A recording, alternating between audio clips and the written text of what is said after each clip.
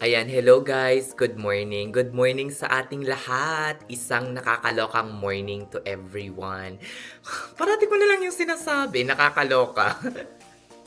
Let me know kung naggusto nyo yon or ayaw nyo or naiinis kayo. Sometimes, meron din namang akong mga phrases na parang kuminsang kinaiinisan ng iba. Let me know kung parang naloloka kayo pag sinasabi kong isang nakakalokang morning. Maloloka. Maloloka na naman kayo sa akin. Ay! Gamitin natin yung mic natin para bangga na. Try natin pa. Oh, nag-connect na agad. Ang bilis mag-connect, no?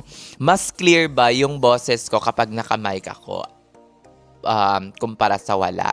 Let me know, guys. Or parang nabibilaukan kayo masyado sa boses ko. Char, joke lang yun. Ayan.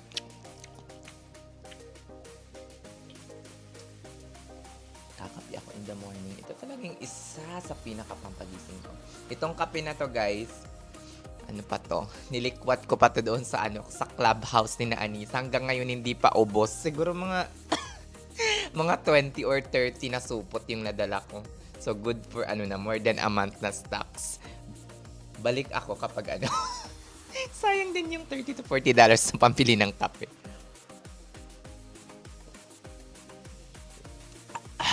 Sarap. Ayun guys, sama kayo sa aking vlog for today kasi day off ko. Nagbe-breakfast lang ako ngayon. Anong tawag dito? Egg at saka ground beef yung breakfast ko. Tsaka mamaya mag-avocado ako before ako umalis. And then meron ako ditong coffee. Ayun, sama kayo sa vlog ko ngayon and hopefully ma-enjoy ninyo yung mga tour natin for today. Magpapa-car wash din ako ngayon. Porket unlimited inaraw-araw. Char, joke lang yun. Tapos magpapa-car wash din ako ngayon and at the same time, siguro magba-vacuum ng sasakyan para malinis natin yung sasakyan. Mag-gym. Pupunta ako ng dental office sandali. This will be my last dental appointment for some of the procedure na ginawa sa ipin ko. And then after that, magpapaschedule na ako for dental implant either here or sa Houston ko na siya itutuloy. I was offered dental bridge tsaka ano pa yung isang in-offer? Dentures. Ayoko ng dentures. I have nothing wrong or hindi lang ako komportable pag dentures, as in, ewan ko, basta gusto ko magpa-dental implant since kaya pa naman ng katawan at medyo ng budget ko, pag-ipunan natin or pagsikapan natin, char. Nanginayang lang kasi ako, sige.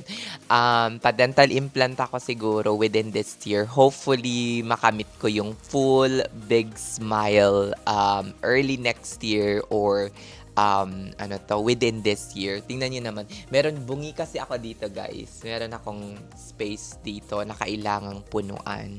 So, ipapa-dental implant natin yan. Dito kasi, hindi nila sinusukuan yung ngipin mo. Kahit umabot ka na ng 1 or 2 years na bungi dito, maraming paraan para malagyan ka ng ipin.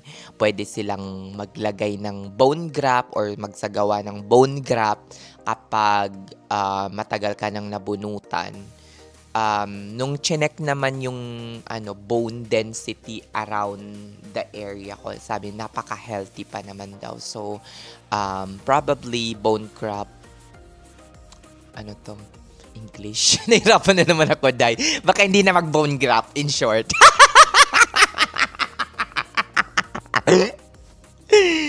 Oo, baka hindi na mag-bone graft sa akin, especially on the upper part. Kasi nga, maganda naman daw yung bone density, bone mass. Basta yun na yun yung sabi ng dentist sa akin. Bisara siya, lak. Ayan. Inofferan din ako ng dental bridge kaso sabi ko ayoko. Kasi ang mangyayari kasi sa dental bridge, parang kikis-kisin niya yung, kunyari, dito, merong ipin dito na kailangang punuan. So, lalagyan ng dental bridge. Para din siyang postiso, kaso ikakabit siya. Ikakabit siya sa loob and magiging permanent. Hindi siya tanggal, pasok, hindi ganon. Kaso, ang mangyari kasi, kakaskasin nila yung isang ngipin ko sa gilid, to sa gilid din. Yung mga, between sa postiso or sa permanent bridge na ilalagay. So, ayoko ng gano'n, nakakaskasin nila. Ang gusto ko, surgery para maubos natin yung pera natin. Char! Char lang. Kala mo naman, dami-daming budget. Kala mo naman ang dami-daming pera. Pero hopefully, may i-cover yung insurance. Covered naman daw ng insurance. Kaso, syempre, mahal pa rin yung gagastosin natin, di ba? O siya, sige na mga beshi, sama kayo sa aking, day of vlog. Medyo mahaba-haba ito, kaya pagpasensyahan nyo na. Ayan, kasi nga, raw vlogging at wala masyadong editing na ginagawa ang inyong nurse cam.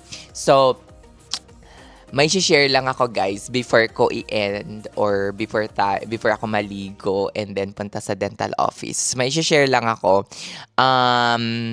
Meron akong blinak na isang tao kamakailan lang. Kasi hindi na siya healthy or sobrang bitter niya sa buhay or bitter niya sa ibang tao. Na alam ko naman yung taong pinagbibitiran niya ay napakabait at wala namang ginagawang masama sa kanya. So, for me, yung taong yun ay hindi na healthy sa aking buhay. So, blinak ko na. So, wag kayong matatakot guys na i-block yung mga taong hindi na healthy at nagdadala ng negative vibes sa inyong buhay. Block all you can. Char! Diba? Live life to the fullest and attract positive and good vibes to your life. Kapag negative na ang dinadala ng taong yan sa inyong buhay, block them away, stay away from them. Shalak. O sige na mga beshi, maliligo muna ako kasi meron akong 11:55 dental appointment. Meron pa naman tayong time, 9:30 pa naman eh. So sige na. Bye for now! Ayan, ma-share ko lang guys. I-share ko lang ito kasi gusto kong i-share sa inyo, 'di ba? Para din to, parang tipid tips sa inyo. Ayan, i-share ko lang itong Delta flight ko. Ito yung flight ko pabalik ng yung pabalik na ako galing Pinas, tapos meron akong local flight dito from Seattle papuntang Dayton. Ayan, anuhin ko lang sa inyo. Meron ako ditong flight from Seattle to Dayton na nabook ko before, 2 months before. Like, ano ba ngayon? April. Nabook ko to nung February. 175 siya. Pero nung chinek ko ngayon, nabook ko yun for 175. Pero chinek ko ngayon yung latest fare, 110. 110 na, grabe, bumaba siya ng husto. 110 na. So, anong gagawin ko? Ang gagawin ko, ika-cancel ko itong flight na to na 175 na binook ko nung February sa Delta kasi pwede mo naman siya, hindi mo siya marirefund, but you can get a full credit of 175. Pagka-cancel ko, mabibigyan ako ng e-credit na 175 and then after that, usually nagbo-book ako online. Kaso nahihirapan ako mag-book online, tatawag ako sa customer service, I will apply the credit na nabigay sa akin, ibobook ko tong 110, ito yung ginagawa ko parati, itong 110 na flight, so meron na akong credit na magkano, 110, $65. O diba, na natipid na pwede kong gamitin on my future flight. O diba? Kaya ito yung parati kong ginagawa. Check ako ng check after ko mag-book. Early morning, nag-check yan ako ng mga hotel, kung ganun. Kasi lahat ng binubuk kong ng mga ticket naman is hindi siya refundable, but cancelable and mabibigyan ako ng full credit. And then after that, ika-cancel ko yon and then magbubook ako ng new na pinakat na cheap. Kasi nga, binaba nila yung presyo. Ayan, secret lang to. Tips lang para makatipid kayo at ma-maximize ninyo yung inyong pera. Thank you and have a blessed day.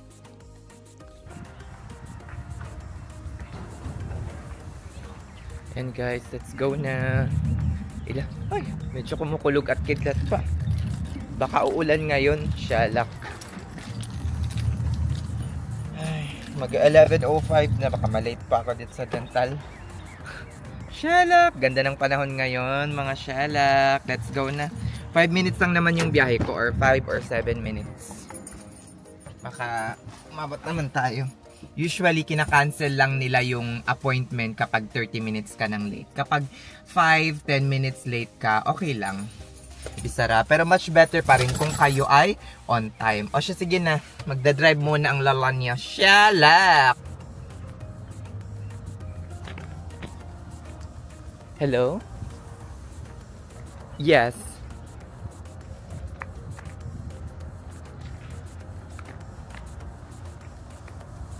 Yeah, I'm at the parking lot, walking towards the clinic now. I'm sorry. Okay. Thank you.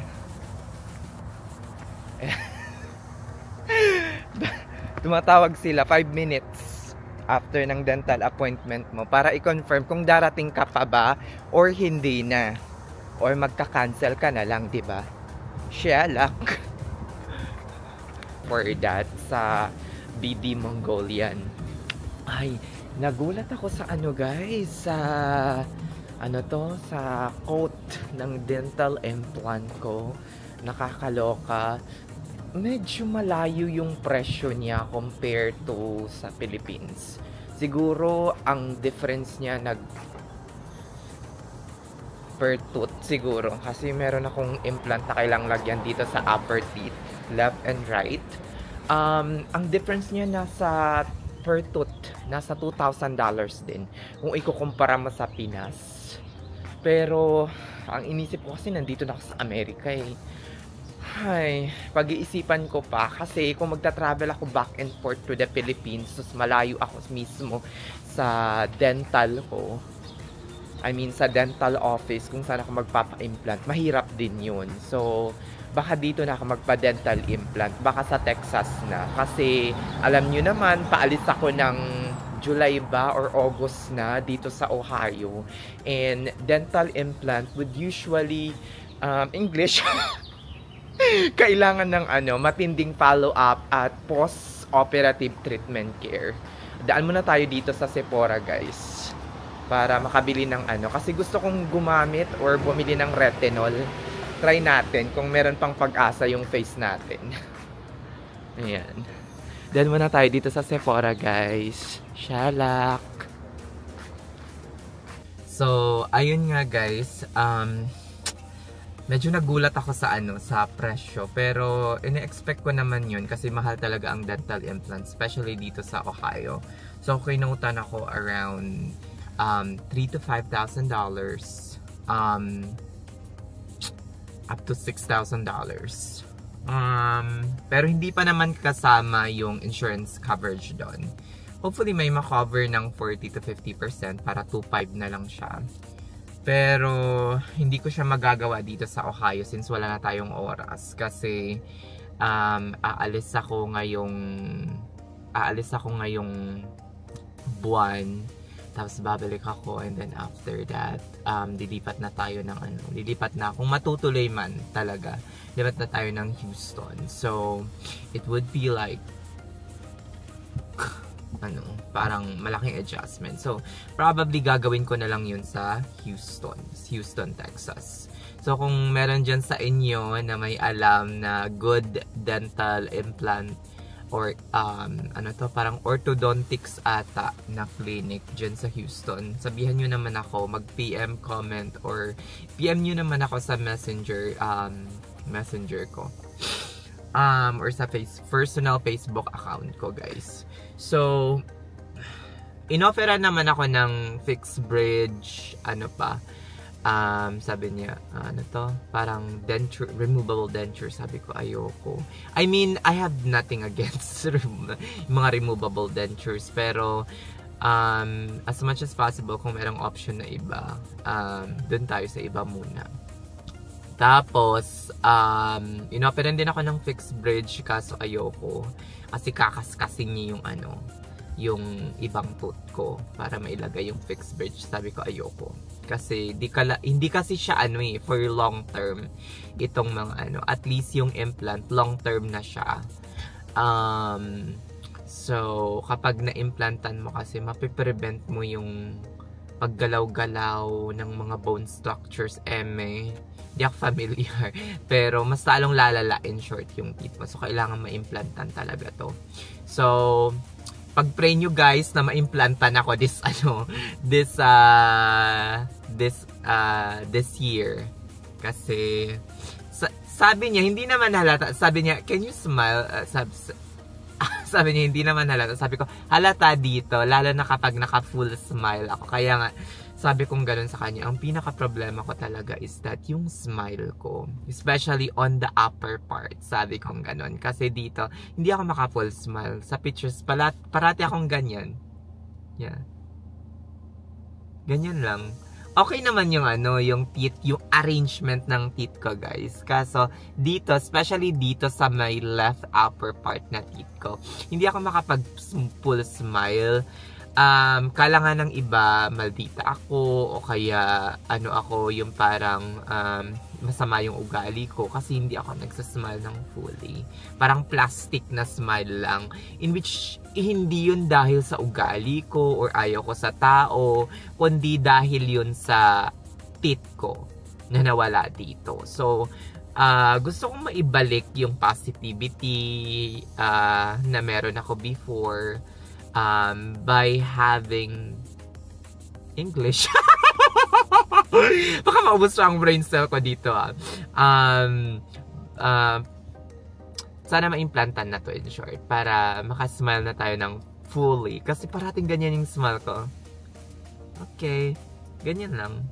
Tapos, ginaganyan ko pa para masyadong inaanggulo ko, ginaganyan ka. Na ganyan. Okay naman yung arrangement ng teeth ko. Wala naman siyang nasabi. Pero yung lang talaga. Yung spaces. Sana mapunuan. I mean, nagtatrabaho naman ako for myself. You know, nag-earn tayo ng pera para